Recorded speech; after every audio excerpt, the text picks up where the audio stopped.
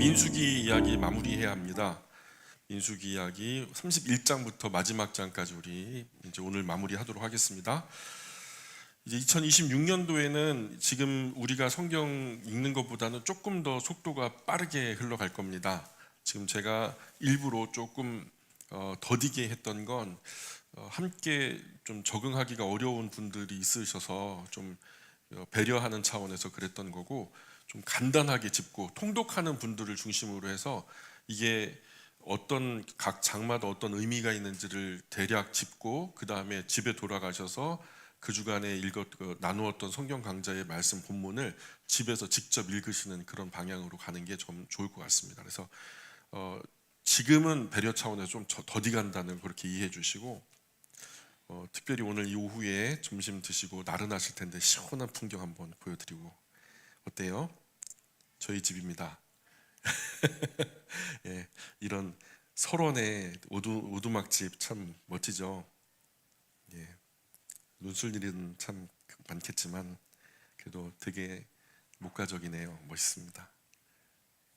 오늘 민수기 이야기 민수기는 크게 두 구분해요. 반으로 딱 쪼갤 수가 있어요. 반 1장부터 25장까지 또 26장부터 36장까지 두 부분으로 나눌 수 있는데, 25장까지는 광야에서 불순종한 옛 시대가 어떻게 실패했는지 실패에 대한 그림이라 볼 수 있어요. 그리고 26장부터 36장까지는 약속의 땅에 들어갈 새 세대의 준비를 그리고 있죠. 그래서 오늘 우리가 살펴볼 31장부터 마지막 장 36장까지는 이 두 번째 흐름의 절정과 마무리에 해당하는 부분입니다.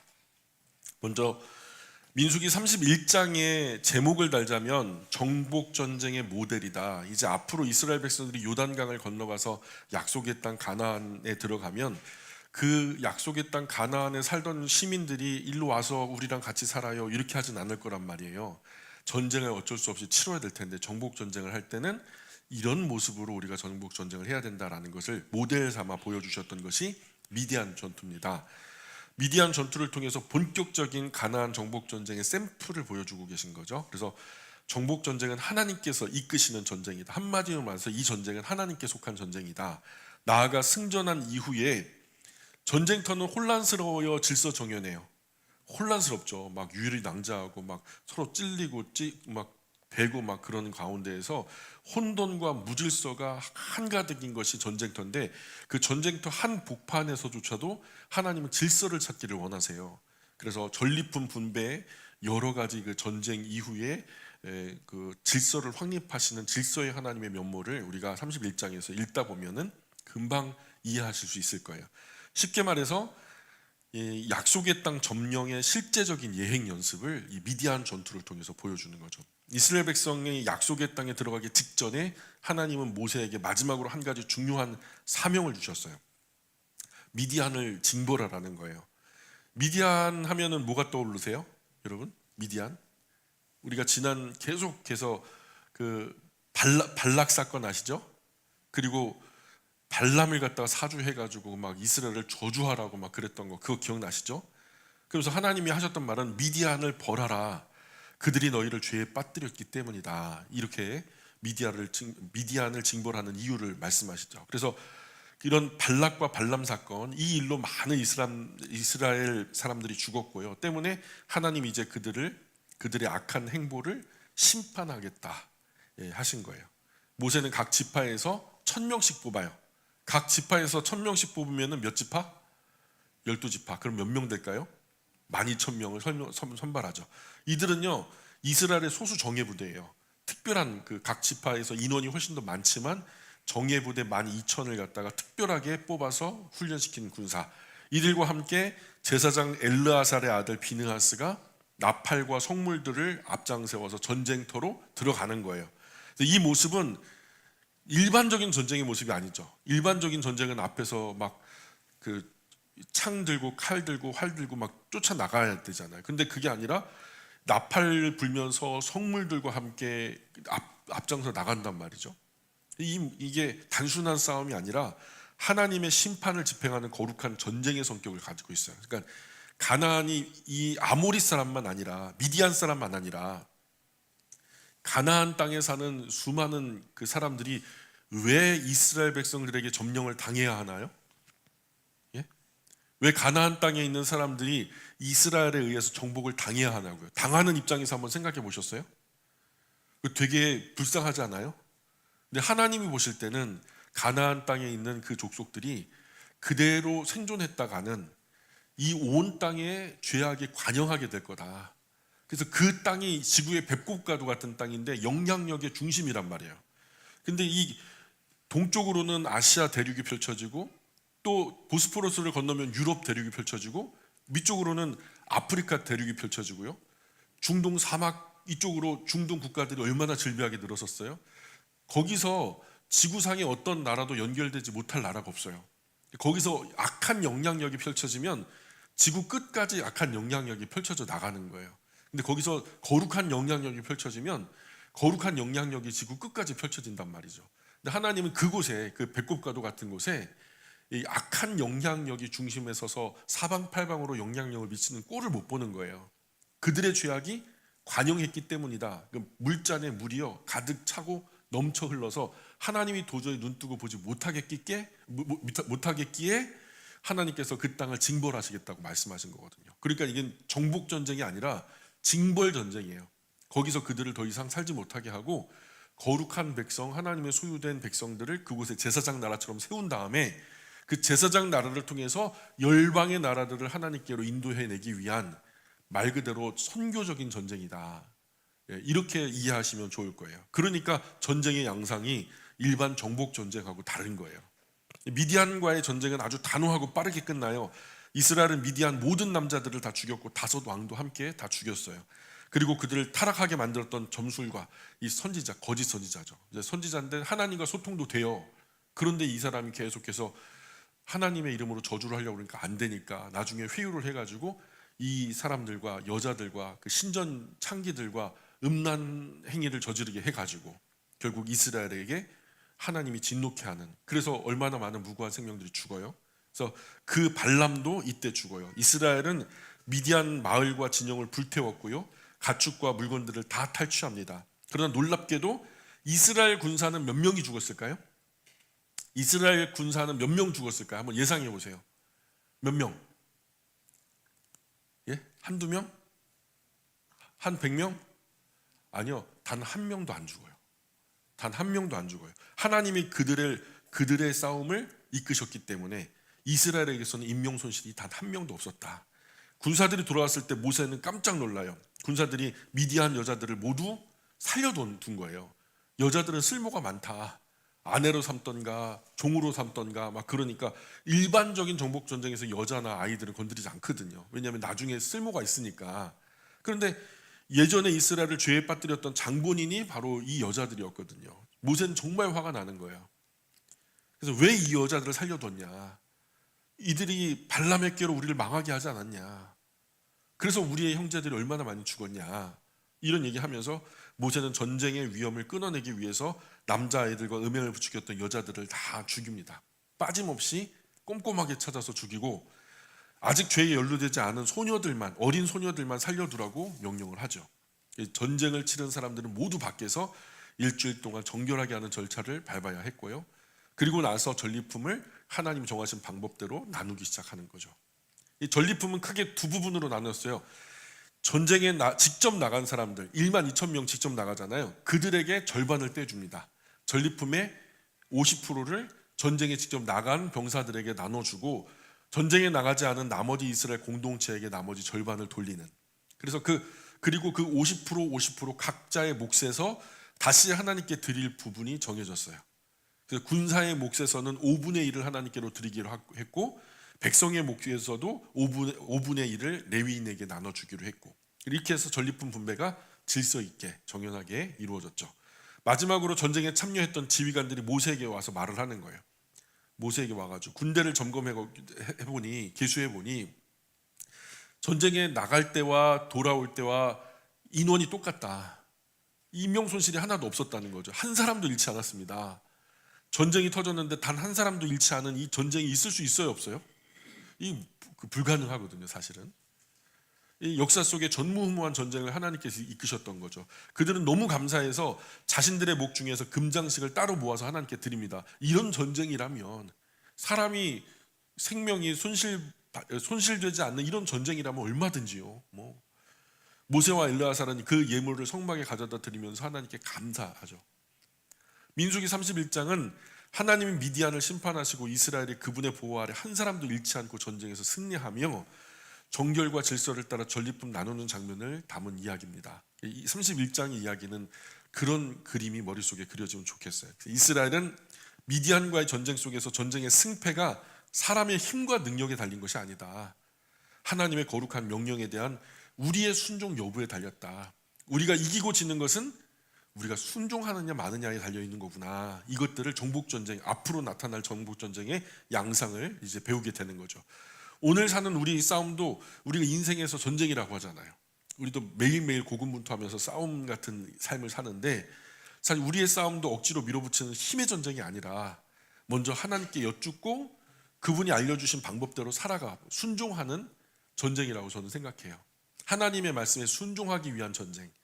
그래서 하나님이 이끄시는 싸움은 언제나 승리보다는요, 정결함이 중요하다. 우리는 싸우기 위해서 뭔가 탄약을 쟁여야 되지만 하나님이 이끄시는 전쟁은 우리가 깨끗해야 된다라는 거죠. 더 순수하고 깨끗하게 순종하기 위해서 노력하는 전쟁이어야 한다. 32장으로 건너가 볼게요. 32장은 제목이 요단강 동쪽 땅 르우벤 갓 므낫세 2분의 1지파. 므낫세 반지파라고 하니까 어떤 분이 그렇게 물어봐요. 므낫세 지파는 므낫세 지파지, 므낫세 반지파는 므낫세 반대하는 지파입니까? 이렇게 물어보시더라고요. 근데 한글 성경이 그런 오해가 많아요.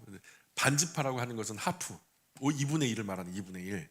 그래서 르우벤 지파와 갓 지파와 므낫세 반 2분의 1 지파가 요단강 동편 땅을 요구했다. 그런 내용이 담겨져 있는 것이 32장의 내용이에요. 자, 이스라엘 백성은 약속의 땅에 들어가기 전에 요단강 동쪽 여러 지역을 이미 정복했죠. 그 넓고 기름지고 가축이 키우기에 정말 아주 좋아 보이는 거죠.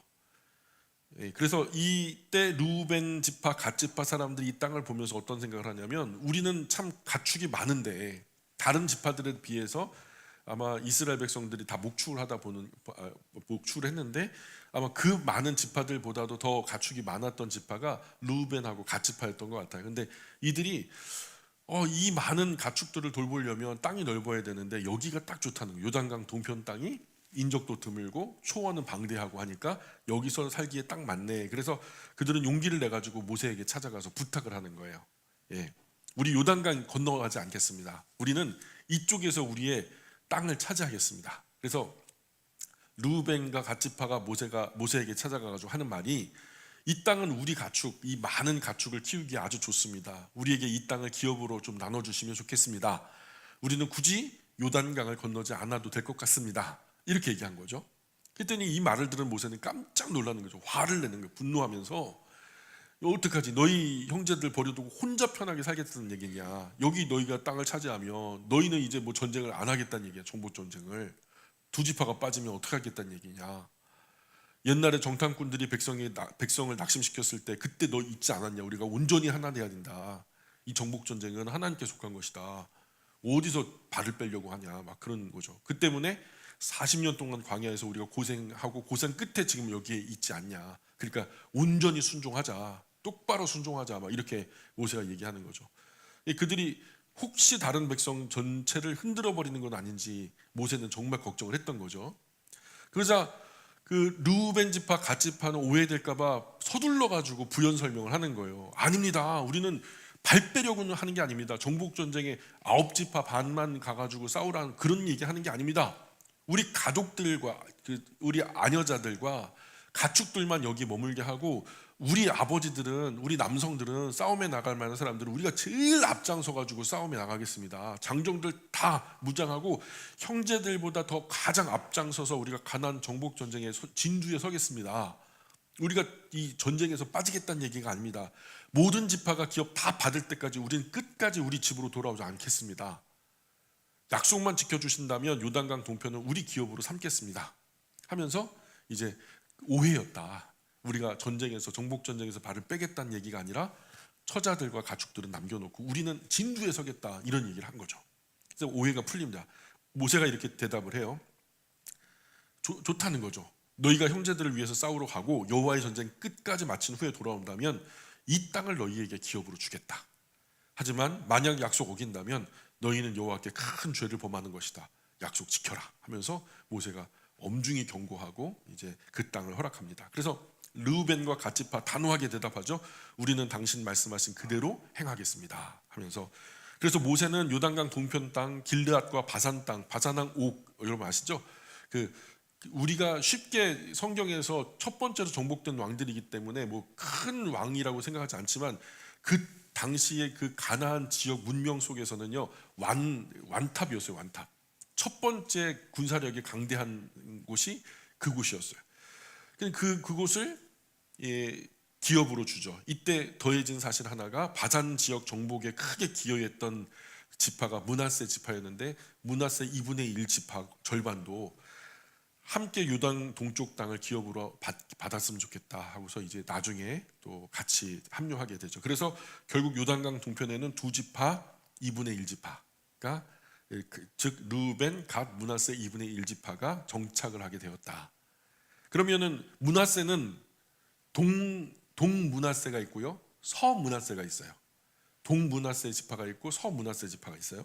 나중에 이제 지도로 보여드릴 텐데 32장 마지막 부분은 정착지에 대한 기록을 남겨요. 르우벤 지파 여러 성읍을 세우고 이름을 고쳤다, 이런 기록이 나오고요. 갓 지파는 야셀과 길르앗 등을 확고하게 차지하고 가축을 많이 기르면서 살았다, 이런 내용으로 펼쳐지고, 므낫세 2분의 1 지파는 바산왕 옥의 땅을 받아서 그곳에 정착하게 되었다, 이런 이야기를 남깁니다. 이들 모두 약속한 대로 가나안 정복 전쟁 때 맨 앞장서 싸우기 위해서 준비를 하죠. 그리고 민수기 32장 종합하자면 요단강 동편 땅을 기업으로 받고 싶어하는 르우벤, 갓, 므낫세 2분의 1 지파의 요청과 그들이 전체 공동체와 함께 끝까지 싸우겠다는 서약을 중심으로 이스라엘 공동체 연합과 책임의 중요성을 보여주는 그 힘이 흩어지지 않도록 끝까지 신경 썼던, 그래서 르우벤 지파, 갓 지파, 므낫세 2분의 1 지파는 요단강 동편의 좋은 땅만 보고 결정하려고 했지만 하나님 그들에게 형제들과 함께 약속의 땅 싸움에 참여하라고 요구하셨고, 편안한 길, 쉬운 길 선택이 눈앞에 있어도 하나님 말씀에 대한 공동 책임의 순종이 더 중요했다라는 거죠. 그래서 편안함보다 불편하더라도 하나님께 대한 순종을 선택할 때 그 길 끝에 우리는 우리 생각보다 더 큰 안전과 유익을 얻게 된다. 우리가 혼자서 신앙생활에 고군분투해가지고 싸운다 하면 혼자서 이길 수 있는 영역이 있겠죠. 근데 우리가 같이 싸워 이기는 영역보다는 좀 덜하다. 33장은 지나온 길에 대한 얘기, 회고록 같은 거예요. 이집트에서 처음 출애굽하면서 어느 곳을 거쳐 왔는지에 대한 40년 일정들을 갖다 다 회고를 하고 있어요. 그래서 아주 특별한 장인데, 하나님께서 이스라엘이 이집트를 떠난 후에 광야에 지나온 길을 하나도 빠짐없이 기록하도록 명령하시는 거예요. 그리고 마치 졸업을 이제 3년 동안 이제 열심히 공부했던 그 학생이 3년 끝에 졸업을 앞두고 3년 회고록을 갖다 만들잖아요. 이번 기수의 아이들이 처음 입학할 때부터 시작해서 1학년 시절 추억, 2학년 시절 추억, 그때 수학여행도 있었고 3학년 졸업을 앞두고 막 열심히 공부하던 모습, 이런 것들을 다 회고하는 사진전이나 영상을 만드는 것처럼 마치 졸업을 앞둔 학생이 지난 40년의 발자국을 앨범처럼 되돌아보는 회고 장면이다, 이렇게 생각하면 좋아요. 이야기는 이렇게 시작돼요. 이스라엘 백성은 하나님 이집트 장자들을 치셨던 그날, 파라오 두 손 들고 항복한 바로 그 다음 날 람셋에서 출발해서 숫굿으로 나갑니다. 그래서 그들은 억눌림에 해방돼서 당당히 드디어 자유인으로 첫 발을 내디딘 거죠. 이스라엘은 그 뒤로 무려 40년 동안 42번의 장소를 이동하면서 살게 되었다. 민수기 33장은 이 모든 이 길의 여정을 여기서 저기로, 저기서 또 다른 곳으로 차근차근 하나하나 기록해가지고 구체적으로 다 할 수는 없지만 그 회고를 하고 있는 거예요. 근데 이 기록은 단순히 여행 일지가 아니라 하나님이 어떻게 이 백성을 지키고 인도하셨는가, 그리고 하나님과 이스라엘의 동행이 여정이고 그 인도하심과 보살피심을 구체적으로 확인하는 이야기였다는 거예요. 그래서 중요한 장소들 몇 개만 짚어보면 마라에서 여러분 생각나요? 마라에서 뭔 일이 있었죠? 물이 썼어요. 근데 하나님의 은혜로 달아졌단 말입니다. 불평불만했잖아요. 근데 불과 며칠길 가니까 엘림이 나오죠. 엘림에는 뭐가 있었어요? 12 샘물과 70 종려나무. 이건 뭐냐면 모두가 먹고 충분히 쉴 만한 그런 아주 풍요로운 곳이었다라는 거죠. 시내 광야에서는 십계명을 받았죠. 호르산에선 제사장 아론이 죽었고요. 엘르아살이 이어서 제사장이 된 곳이죠. 이처럼 이스라엘 여정, 광야 여정 40년의 모든 발자국은 하나님의 인도하심, 또 공급하심, 또 심판하심, 회복해 하심, 이런 이야기들이 다 장소마다 묻어 있는 거죠. 이 긴 여행 마지막 목적지는 모압 평지입니다. 지금 그들이 서 있는 곳, 이 요단강을 건너면 여리고가 보이는 곳. 이스라엘은 여기서 40년의 광야 생활을 마치기 하루 전이죠. 그곳에 서서 하나님은 모세에게 마지막으로 아주 중요한 명령을 주시는데, 가나안 땅에 들어가면 반드시 처리해야 할 세 가지가 있다. 가나안 땅에 들어가면은 다른 거 묻지도 말고 따지도 말고 이 세 가지는 꼭 지켜야 된다. 근데 뭐냐? 가나안 땅, 약속의 땅에 들어가면 반드시 지켜야 할 세 가지. 첫 번째는 가나안 족속을 빠짐없이 내몰아라. 몰아내라. 33장 52절 상반절에 뭐라고 써 있냐면, 그 땅의 원주민을 너희 앞에서 몰아내라 하는데, 그 앞에 다 남겨두지 말고 다 몰아내라. 두 번째는 그 약속의 땅에 들어가면 우상, 그들이 섬기던 우상, 그 우상들이 모셔져 있는 산당, 그 산당의 그 우상을 섬기기 위해서 사용했던 기구들, 이렇게 철저하게 제거해라. 그래서 33장 52절 하반절부터 53절 상반절까지 보면 그 새긴 석상과 부어 만든 우상을 다 깨뜨리며, 어떻게 깨뜨리며? 다 깨뜨리며 산당을 헐고, 어떻게 헐고? 다. 그 땅을 점령하여 거기 거주하라. 다. 예. 세 번째, 약속의 땅에 들어서면 반드시 지켜야 할 세 가지 중에 세 번째는 그 땅을 차지해라. 그리고 지파별로 기업을 분배해라. 33장 54절에 보니까 우리 같이 읽어볼까요? 54절 시작. 너희의 종족을 따라 그 땅을 제비 뽑아 나눌 것이니 수가 많으면 많은 기업을 주고 적으면 적은 기업을 주되 각기 제비 뽑은 대로 그 소유가 될 것인즉 너희 조상 지파를 따라 기업을 받을 것이니라. 여러분, 집 넓은 데는 누가 살아야 돼요? 돈 많은 사람이 살아야 돼요? 가족이 많은 사람이 살아야 돼요? 아멘. 가족이 많은 사람이 넓은 집에 살아야 돼요. 가족이 조금이면 조그만한 집에 살아야 돼요. 이 하나님의 원리는 그래요. 지금 여기서 지파 수가 많으면 넓은 땅을 줘라. 지파 수가 적으면 적은 땅도 충분하지 않냐. 56절 계속 읽어볼게요. 56절 시작. 나는 그들에게 행하시기로 생각한 것을 너희에게 행하리라. 만약에 이것을, 이 세 가지를 준행하지 않을 시 가나안 땅에 퍼붓기로 했던 그 징벌을 너희에게 퍼붓을 수도 있다. 이런 경고를 엄중하게 남기는 거예요. 그래서 만약 이런 명령 순종하지 않으면, 우상을 그래서 남겨둔다면, 그들이 오히려 너희 다 몰아내지 않으면 그들이 가시가 되고 올무가 된다. 그래서 그들을 몰아내지 않으면 그들은 이스라엘 마음과 신앙을 흔드는 가시, 옆구리를 찌르는 가시가 되고 발목 잡는 올무가 될 거라 이 경고하시죠. 근데 말 그대로 되죠. 나아가서 타락한 이스라엘, 가나안 족속을 향해서 내리기로 한 징벌을 이스라엘에게 시행하게 될 수도 있으니까 철저하게 이 세 가지 명령을 반드시 지켜야 된다. 이 말씀은 약속의 땅에서 살 준비를 위한 마지막 영적 전쟁과도 같은 이 불문율, 철칙, 가장 계약서에서 굵은 글씨로 써 있는 탑조항.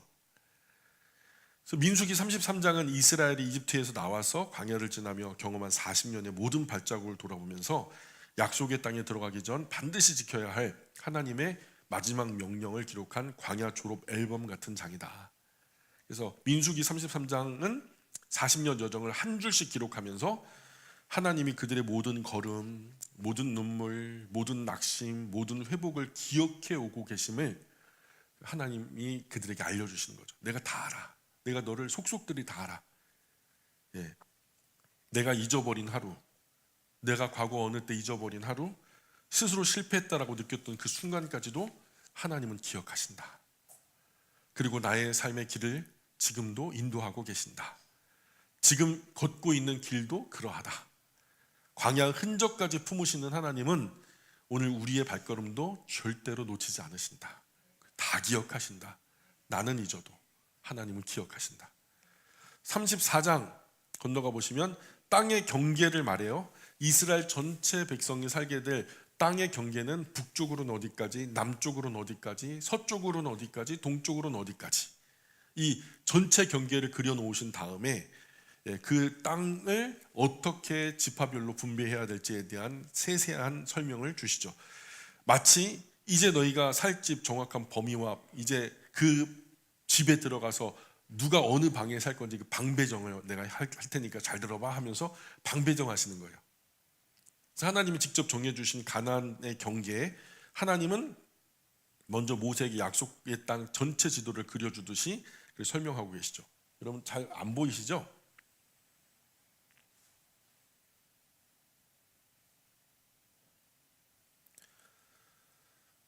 북쪽으로는 호르몬산, 헬몬산이라고 하는데 그 북쪽 끝 지금 파란색으로 그려져 있는, 서쪽은 우리가 잘 알죠. 이게 회색빛으로 표현되는 이곳은 전부 다 바다예요. 어떤 바다죠? 지중해. 사해는 요 가운데 파란색으로 있고요. 남쪽으로 내려가 보시면은 여기 지금 이 왼쪽으로는 표현이 안 되는데 시몬 지파의 왼쪽 끝으로 보면은 아프리카, 북아프리카 대륙이 펼쳐졌는데 북아프리카 초입에 뭐가 있죠? 이집트가 있죠. 북아프리카 초입에 이집트가 있어요. 이집트의 경계 비옥한 삼각주 모양으로 쪼개지는 그 물줄기가 시작되는 곳이 이집트 시내라고 말해요. 이집트 시내라고 말하는 그 시내로부터 서쪽 경계는 전부 다 지중해 전체를 끼고 있으니까 서쪽은 아주 심플하죠. 경계가. 북쪽으로는 헐몬산을 기억하시면 좋고, 서쪽으로는 아니 동쪽으로는 해돋는 쪽으로는 어떤 지파가 차지하죠? 루벤, 갓, 므낫세 2분의 1 지파가 차지하게 되는데, 이렇게 위에서부터 므낫세 2분의 1 지파, 그 밑에가 갓 지파, 맨 밑에가 사해를 왼쪽에 끼고 루벤 지파가 이렇게, 맨 위쪽에 므낫세 지파, 중간이 갓 지파, 맨 밑에 사해를 끼고서는 루벤 지파가 동쪽 땅을 차지했다. 동쪽은 경계가 이렇게 되는 거예요. 그리고 사해의 절반을 쪼개서 밑에 쪽으로는 사실 경계에 그 이스라엘의 경계는 아니었던 거예요. 그래서 그 남쪽 경계 사해 아래 이집트 시내 지중해 방향, 남쪽은 사해 아래쪽에서 시작해서 아그라빔 비탈 신광야를 지나서 이집트 경계선인 이집트 시내까지 이어지고, 남쪽은 그냥 사해와 사막 그리고 이집트에 마땅한 경계죠. 그리고 서쪽은 지중해죠. 단순한 경계. 그리고 북쪽은 조금 복잡하지만 주요 포인트는 헤르몬산 지나서 스닷 하사르 에난까지 이어지는 선, 레바논 인접한 상단 지역까지 그림에 표현되어지는 이 부분까지를 다 얘기하고요. 동쪽 경계는 조금 익숙한 지명들이 등장해요. 지중해 끝에서 시작해서 호루산을 지나서 스닷 하사르 에난까지 이어지는 선, 레바논 인접한 상단 지역을 그림으로 이렇게 보실 수 있어요.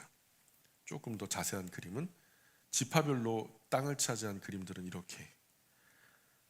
그래서 이 경계 안에 있는 땅을 내가 너희에게 기업으로 준다. 여기서 말하는 땅은 서쪽 요단, 가나안 본토 땅이에요.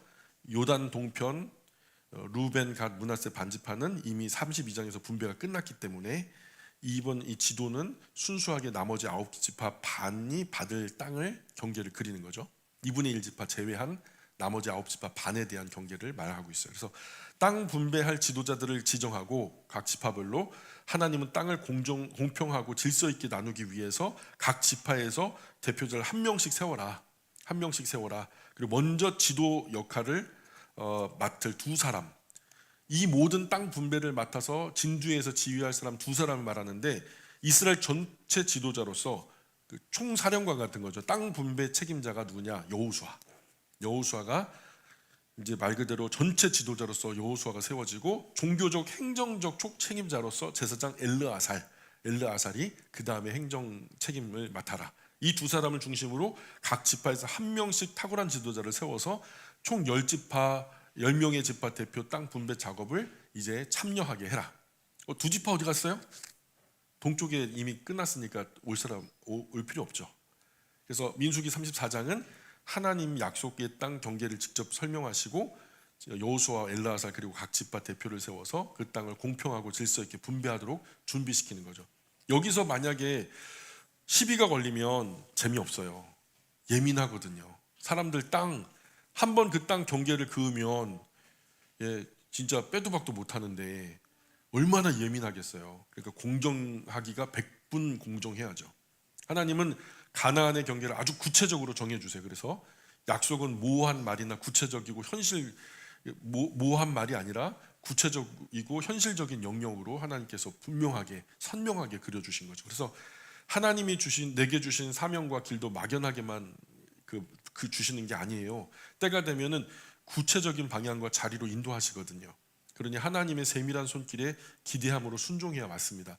이스라엘에게만 이렇게 디테일하게 하시는 게 아니라 진짜 실력은 디테일이 있는 거거든요.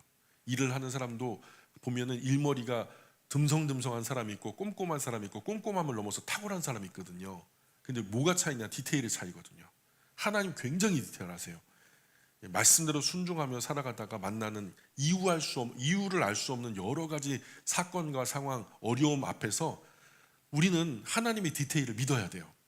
하나님의 디테일을 믿어야 돼요. 다 이유가 있겠지. 나는 잘 몰라.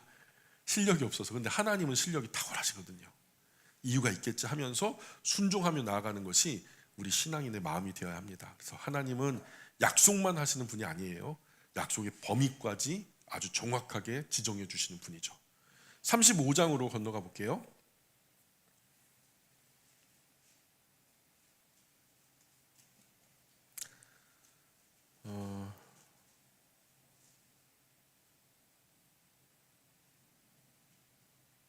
35장은 도피성, 레위인의 성읍 이 두 가지를 다루고 있는데요. 이스라엘 백성이 가나안 땅 앞에 두고 있을 때 하나님은 땅 분배하는 과정에서 한 가지 아주 특별한 명령을 주시죠. 그것은 바로 레위인에게 줄 성읍들 그리고 도피성에 대한 규정이에요. 자, 레위인에게 성읍 몇 개를 주죠? 레위인에게 성읍 몇 개를 주죠? 48개 줘요. 그러면 12지파에 그게 12지파 영역에 포함되어 아니면 12지파 영역에서 벗어나 한참 다른 곳에다 줘요. 12지파 한 가운데 주죠. 지파별로 나누면은 12지파니까 몇 개소 정도 돼요? 2개? 아니죠. 4개죠, 4개. 나누기 해봐요, 나누기. 4로 나누면은 12 되잖아요. 48성읍이니까. 그러면은 각 지파마다 4개소씩 누가 살아요? 레위인의 동네가 있단 말이에요. 그리고 이 레위인의 동네에 이 4개소씩 지파가 있는데 또 이 48개 성읍을 레위인이 살 성읍으로 하면은 이스라엘 한 가운데 레위인들이 항상 사는 거죠. 그 가운데 살게 하신 거죠. 거기서 목초지도 줘요. 그들도 먹고 살아야 되니까 그들의 양소, 염소 이런 것들을 키울 수 있도록 목초지도 허락하죠. 일반인들과 똑같이 섞여 살도록. 그 하나님은 레위인이 굶지 않도록 또 흩어져 온 땅에서 백성을 영적으로 가르치고 섬기도록 배치한 거예요. 그러다가 반열이 있어요. 반열. 이제 1년을 12달이잖아요. 근데 보름씩 쪼개요. 2주씩. 그래가지고 한 반열. 그럼 한 달이 몇 반열이에요? 2반열. 1년이면 몇 반열이에요? 24반열이 1년을 온전히 섬기도록. 그러면 그 24반열이 한 반열씩 보름씩 섬기면 그 보름 동안은 그 레위인의 성읍은요 다 짐을 챙겨가지고 성전으로 올라가는 거예요. 그리고 온전히 보름 동안 거기서 섬기고 자기 반열이 끝나면은 인수인계하고 내려와서 다시 일반 성읍으로 가서 거기 그들 가운데 또 살아가면서 뭐해요? 하나님의 율법을 가르치고 또 예배 드리는 법을 가르치고 또 신앙적으로 궁금하거나 뭐 인생에서 궁금하거나 이런 것들이 있으면 또 레위인의 그 성읍으로 가서 이야기 나누고 또 지도받고 함께 또 살아가고 그렇게 하는 거죠. 그러니까 레위인들은 이 거룩한 영향력의 중심에 있는 이스라엘 백성들에게 하나님 섬기는 법을 가르치는 아주 중요한 역할을 했던 거죠. 도피성은 몇 개? 6개. 6개는 48 성읍 안에 포함되어 있어요. 그 어느 성읍이냐 이런 것들이 포함되어 있고, 하나님은 레위인 성읍들 가운데서 6개를 도피성으로 지정하라고 명령하셨어요. 도피성이 뭐죠? 도피하는 성이죠. 근데 의도치 않게 무고하게 실수로 사람을 죽인 사람이 죽은 이의 보복을 피하여 숨을 수 있는 안전한 곳이었어요. 제가 어렸을 때 바로 밑에 집에 은표라는 친구가 있어요. 중마고인데요. 개울가에 놀러 갔다 사방공사를 했는데 철망으로 돌을 갖다 이렇게 묶어놓고서 볼을 쌓아놓은 거예요. 근데 거기에다가 새가 이렇게 앉아가지고 놀길래 우리가 돌로 새를 맞추자. 은표는 여기 개울가에 있고 저는 다리 위에 있고 돌을 이만한 걸 들어가지고 확 던졌죠. 이 돌이요, 1쿠션, 2쿠션, 3쿠션 하더니 은표 머리 맞았어요. 제가 의도했겠어요? 안 했겠어요? 제가 그 정도 천재는 아닙니다. 빵 맞아가지고 피가 푹 나는데요, 무섭더라고요. 그래가지고 그냥 막 옷 있는 거 있는 대로 하고서 막 가갖고 할머니한테, 그 은표 할머니한테 이 경을칠 놈을 시키 하면서 막 얼마나 욕을 먹고 막 혼났는지 몰라요. 의도하지 않았는데 그런 일이 있더라고요. 그런 경우에 제가 은표가 미웠겠어요? 좋았겠어요? 저는 제 친구가 너무 좋거든요.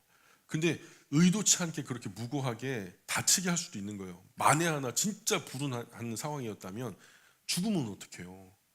나는 그 아이를 미워하지 않아. 잘 됐으면 좋겠어요. 근데 그 친구 지금 잘 됐거든요. 잘 됐는데 그 죽어버리면 저는 의도치 않게 사랑하는 친구를 죽인 꼴이 되니까, 그럼 이중으로 괴로운 거잖아요. 그렇죠? 좋아하는 친구를 잃어서도 그렇고 의도치 않게 그 친구를 죽여서도 그렇고. 이런 경우에 사실 고대의 법은 피는 피로 보상을 해야 된다, 이게 일반적이었어요. 그래서 반드시 이제 고대 관습법 때문에 복수자라고 하는 게 있는데, 가정이나 가문에 속한 사람이 그 복수를 해줘야 되는 거예요. 안 그러면 바보 같은 가문으로 소문이 나는 거야. 이 무고한 사람이 억울하게 죽임을 당하는 일을 하나님은 원치 않으셨던 거예요. 그런데 과거 고대법에 따라서 그렇게 무고하게, 그래서 도피성에는 공정한 재판을 받을 때까지 보호받을 수 있는 환경을 만들어 주었고, 고의살인과 실수는 반드시 그냥 도피성에 들어가도 끌어내도 상관없어요. 의도적으로 그렇게 했다면 그냥 그 사람은 해당이 되지 않아. 근데 35장은 굉장히 강조해요. 고의적으로, 의도적으로, 계획적으로 사람 죽인 사람은 반드시 사형에 처하라는 거예요. 그러나 칼로 찌르고 막 돌로 치고 막 미리 원한을 품고 계획적으로 죽이면 그 사람은 반드시 피 흘린 대가를 치러야 된다. 하나님 그렇게 명령하셨어요. 그러나 실수로 제가 은표 이렇게 잘못한 것처럼 도끼질을 하다가 도끼 날이 쑥 빠졌어요. 막 날아가더니 얘가 앞사람 머리를 치네. 그래갖고 그 자리에서 죽어버렸단 말이에요. 그 누구가 잘못한 거예요? 고의성이 없잖아요. 앞에 선 사람 미워 죽겠어가지고 죽인 것도 아니고, 때문에 살인자가 아님을 인정받고 도피성에 피신해서 그곳에 살면서 그 성의 제사장이, 대표 대제사장이 죽을 때까지 안전하게 지낼 수 있도록. 그러니까 도피성은 항상 대제사장 출신이 있어야 돼요. 그 대제사장이 죽을 때까지 안전하게 지낼 수 있었어요. 하나님은 생명을 귀하게 여기고 억울함을 막고 정의와 자비를 동시에 실행하신 거죠. 그렇게 당했는데 아무 일 없었다고 넘어가면은요, 그것도 정의가 아니죠. 그렇다고 내가 의도하지 않았는데, 의도하지 않게 미워하지도 않는데 죽은 것에 대해서, 무고하게 죽인 것에 대해서 죄를 묻자니 그것도 정의롭지 못한 거고요. 하나님은 양쪽을 다 억울함도 막고 정의와 자비를 세우는 것도 가능하게 하신 거죠. 땅을 더럽히지 말아라. 장 마지막에서 하나님은 뭐라고 강조하냐면, 피를 흘리는 죄가 땅을 더럽힌다. 피를 흘리는 죄가 땅을 더럽힌다. 무고한 피 흘리지 못하게 해라. 하나님은 공의의 하나님, 그리고 자비의 하나님이심을 장 전체를 통해서 우리에게 보여주는 거죠. 그래서 민수기 35장은 레위인에게 48개 성읍 주어라. 그중 6개는 도피성으로 삼아라. 실수로 사람 죽인 자 보호해라. 고의살인자는 반드시 형벌 받아야 된다. 실수로 사람 죽인 자는 대제사장 죽을 때까지 도피성 안에서는 안전하다. 하나님은 생명을 소중하게 여기시고 공의와 자비를 함께 실천케 하신다. 이런 의미죠. 도피성 규정은 고의적인 악은 반드시 심판하되 실수한 자는 보호하시는 하나님의 공평과 자비, 균형을 보여주는 거죠. 실수라는 게 있어요. 죄를 범할 때도 실수라는 거, 의도치 않게 즉흥적으로 갑자기 별안간 일어난 사건 때문에 큰 실수를 저지르는 경우도 있거든요. 하나님 그런 것들을 이해하시는 거죠. 우리도 사람 대할 때 정의로움과 따뜻함 사이의 균형을 좀 배워야 돼요. 내 사람이라고 무조건 다 용납해서도 안 돼요. 잘못하는 건 잘못했다고 말할 수 있어야죠. 그리고 억울함은 그대로 두지 않고 그 악함을 가볍게 여기지도 않는 마음. 하나님은 죄를 미워하시지만 사람을 또 사랑하시기도 하시거든요. 그래서 도피성을 준비하셨어요. 그래서 그런 하나님을 우리도 닮아가야 하는 것이 맞죠. 사랑도 해야 하지만 정의도 세워야 하는, 사랑과 정의가 함께 공존하는 것은 참 어렵지만 하나님의 도우심으로 가능하다. 마지막 36장으로 건너가 볼까요? 36장의 제목을 달자면, 이게 제목이 좀 어려워요. 슬로보앗의 딸들 여자의 상속 지파 기업을 지키는 방법. 이런 마지막 장입니다. 땅은 어떻게 지켜야 되는가? 이 주제에 대한 작은 사건 하나로 이제 이야기가 마무리되고 있어요. 35장까지 대부분의 이야기는 마무리됐고요. 36장에서는 이 민수기 26장으로 가보시면 26장, 27장에 뭐가 있냐면 슬로보앗의 딸들이 아버지가 아들이 없이 죽어서 딸들만 남았단 말이에요. 그 딸들에게도 상속권을 좀 보장해 줘야 되는 거 아닙니까? 하면서 슬로보앗의 딸들이 믿음과 지혜로 모세에게 와서 우리 아버지 이름을 사라지게 하지 말아달라. 우리가 뭘 그렇게 잘못했냐? 우리에게도 상속을 좀 가능하게 해달라. 그래서 하나님께 여쭙죠. 그래 하나님이 옳다, 그들의 주장이 맞다 인정하게 됐던. 그래서 하나님은 이들의 말을 옳게 여겼고 여성 상속권이 인정되는 최초의 예가 된 거죠. 그래서 이번에는 그 딸들을 두고 지파 안에서 새로운 고민이 생긴 거예요. 므낫세 지파 안에서. 문제는 이런 거죠. 그러다가 땅이 다른 지파로 넘어가면 여자들은 시집가면 남의 집 식구가 되잖아요. 솔쌤은 시집가면 우리 집 식구예요. 계속 그러지 마요. 요즘 세상은 달라졌어. 자, 그래서 다른 지파로 넘어가면 어떻게 합니까? 므낫세 지파 사람들이 온 거예요. 그래서 요셉 지파 므낫세의 손자 마길의 아들 길르앗 자손 종족 수령들이 나와가지고 이런 경우에는 어떻게 합니까? 라고 문제 제기를 하니까 슬로보앗의 딸들에게 땅을 주신 것은 맞습니다. 그런데 만약에 이 딸들이 다른 지파 남자와 결혼하면 그 땅은 시집간 다른 지파로 옮겨갈 건데 우리는 그럼 사는 동안 계속해서 그 딸들 있는 가정은 다 땅 뺏기겠네요. 결국 우리 지파 땅이 줄어들게 되고 없어질 수도 있지 않습니까? 그러니까 지파별로 정확하게 분배한 땅이 결혼을 통해서 다른 지파로 이동하는 일이 생길 것을 걱정한 거죠. 하나님은 간단하게 해결하세요. 하나님 이거 어떻게 해요? 이 사람들이 이런 거 가지고 왔는데 여러분 어떻게 하시겠어요? 예? 해결 방법을 좀 얘기해 주세요. 하나님의 해결 방법, 하나님의 해답은 아주 간단해요. 지파 사람하고 결혼해라. 간단하죠. 자기 지파 사람하고 결혼하면 되잖아요. 별로 근데 이견이 없어요. 아 그러면 되는구나 하고 다 돌아갔어요. 예. 상속받은 딸들은 자기 지파 남자와 결혼할 것. 그렇게 해야 각 지파 기업이 다른 지파로 넘어가지 않는다는 거죠. 이것은 여성에 대한 제한이라기보다는 하나님께서 지파별로 나누어 주신 기업을 스스로 지켜라. 하나님이 주신 것 귀하게 여겨야죠. 예. 이 말에 슬로보앗의 딸들은 기쁨으로 순종합니다. 믿음이 있는 딸들은 또 한 번 모범을 보여요. 그들은 하나님 말씀하신 대로 자기 지파, 므낫세 지파 사람들과만 결혼합니다.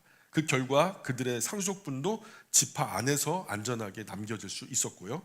민수기 36장 슬로보앗의 딸들은 이미 상속권을 받았지만 결혼한 문제로 새로운 이슈가 발생하는데 하나님은 상속받는 딸들이 자기 지파 사람과 결혼해서 지파별로 자기 기업이 옮겨지지 않게 하라고 지시를 주셨죠. 슬로보앗의 딸들은 이 하나님의 말씀에 기쁨으로 순종했고요.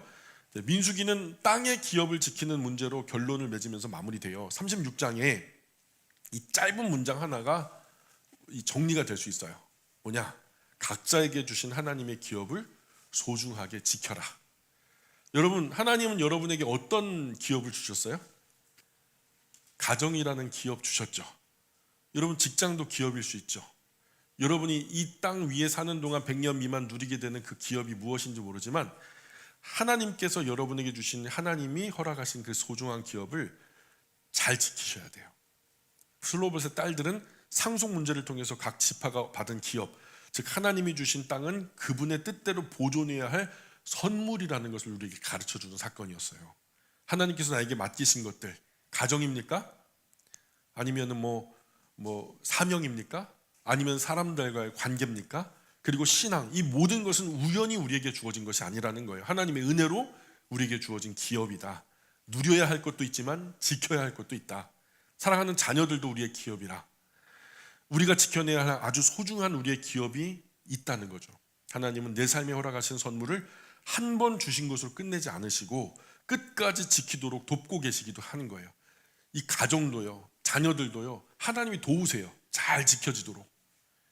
그러니 혼자 하려고 하면 안 돼요. 늘 하나님의 도우심을 구하면서 그분과 동행하는 것. 그리고 사랑하는 그 신앙의 지체들과 연대하는 것 참 중요하죠. 우리 삶의 여정 끝까지 계속되어야 할 아주 중요한 삶의 노력이라는 거죠.